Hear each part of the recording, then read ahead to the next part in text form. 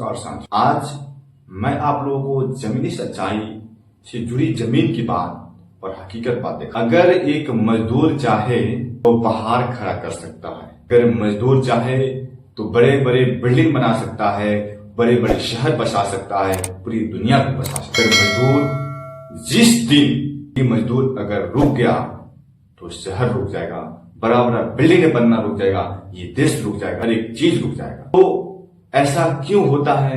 जो वर्करों की सही उचित पैसा नहीं, जो मजदूर अपना खून पसीना से बड़े बड़े जो बिल्डिंग दिख रहा है, जो ये बड़े बड़े बिल्डिंग बनाया है, उनका घर उनके खून पसीना की बनाया हुआ ये बिल्डिंग क्या उनके सर पे पक्का घर है?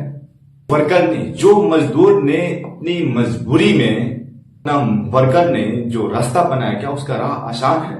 वर्कर ने अपना फैक्ट्री चला रहा है, क्या उसका घर सामान से चल रहा है? अगर नहीं, तो ये कहां तक न्याय है? ये कहां तक संवैधानिक अधिकार है? कहां तक मेरा मौलिक अधिकार है? क्या हम लोग को उचित न्याय मिलता है?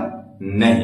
जब न्याय नहीं मिलता है तो हम आवाज उठाएं। जब हम हर एक युवा अपना फैमिली छोड़कर बाहर जाता है कमाने के लिए, लेकिन इतना मुशक्कत उठाने के बाद भी अपने घर के फैमिली को सही से कपड़ा नहीं दिला सकता है, सही से अच्छे से खाना नहीं खिला पाता है, किसी की कमाई के पैसा और हर एक राज्य में जहां उसका दिल चाहता है वहां वो जमीनें खरीद लेता है, बिल्डिंगें खरीद लेता है, घरें खरीद लेता है।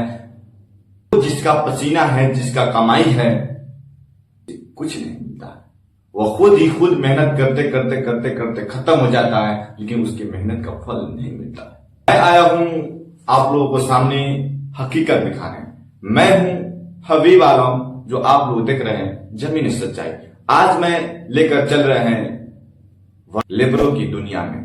आज लेबर मजबूर क्यों है, और जो उसको कमा रहा है, जो उसको काम दिला रहा है, वो आज राजा क्यों है? आज इसी को मुद्दा रखेंगे। ने अपने खून पसीना से, आपको लगता होगा कि ईंट से, ब्लॉक से, ये सीमेंट से, छत से, बालू से ये बड़ा बड़ा बिल्डिंग, बड़ा बड़ा शहर बना है, कि आपका भूल है। इस मजदूर ने अपने खून पसीना से इतना बड़ा बड़ा बिल्डिंग बनाया है, क्या उसका खून पसीने का उचित हक मिलता है या नहीं?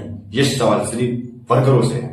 आप लोग कमेंट के द्वारा बताइए, क्या आपका उचित पैसा मिलता है कि नहीं मिलता है? आप अपना उचित पैसा मिलिए, अगर नहीं मिले तो आप 5 से 10 आदमी एक टीम बनाइए और उसके बाद मेरे पास कॉल कीजिए, मैं आपका साथ दूंगा।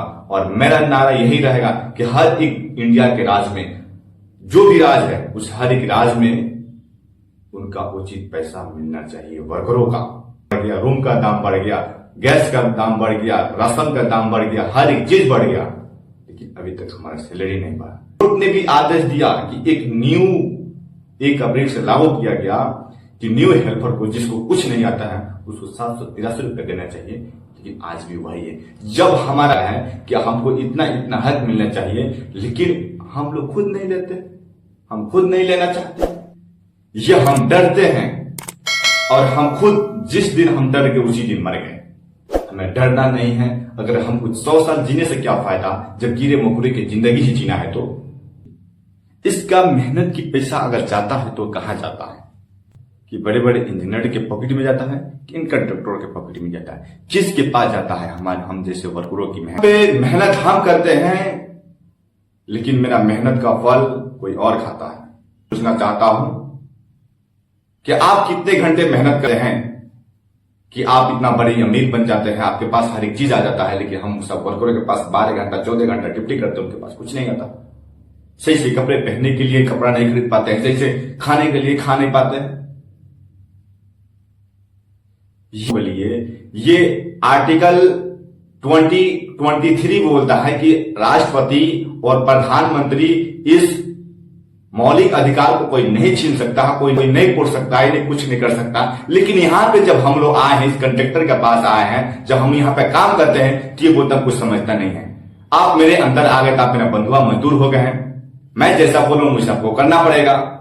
जबरदस्ती शोषण करके काम कराया जाता है, वो भी खुद मेरे साथ। वर्करों है जो इसी तरह कमाते हैं खाते हैं, लेकिन मैं उन युवा में से, उन वर्करों में से नहीं हूं। मेरा सोच अलग है, मेरा पहचान अलग है। मैं भीड़ों में से चलने वाला नहीं हूं।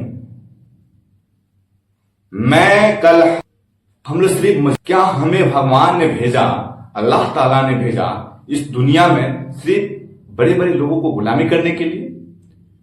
भाइयों, आप अपना आज अपना आपका दादा ने मजदूरी किया, आप कर रहे हैं, आपके बच्चे भी कर रहे हैं। ये कब तक चलेगा बताइए?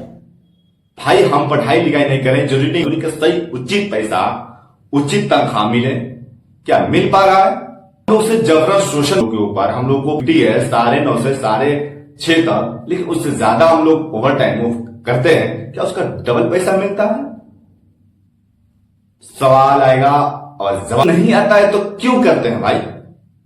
तो भाई, हमारे ऊपर शोषण होता है इसलिए करते हैं। आपके पास लेबर लो बोल दिया गया है, लेकिन आप सो रहे हैं। भाई, सुभाष चंद्र, जब आज से 300 साल पहले जब अंग्रेजों ने, तो तुम मुझे खून दो मैं तुम्हें आजादी दूंगा, लेकिन आज लोगों को यह बोलना चाहता हूं कि आप मेरा साथ दीजिए, मैं आपका हक दिलाऊंगा। मेरा नारा यही रहेगा।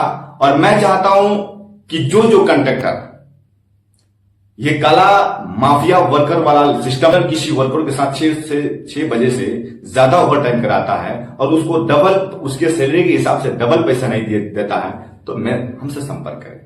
मैं दिलाने का कोशिश करूंगा, मैं आपके साथ लड़ूंगा। मेरे साथ और आप लोग भी जुड़िए, और जुड़कर एक वर्कर बोलता है तो उसको बात कोई नहीं सुनता है। इससे ज्यादा 100 वर्कर्स बोलता है तो उसका सिस्टम, पूरा दुनिया सिस्टम हिल जाता है।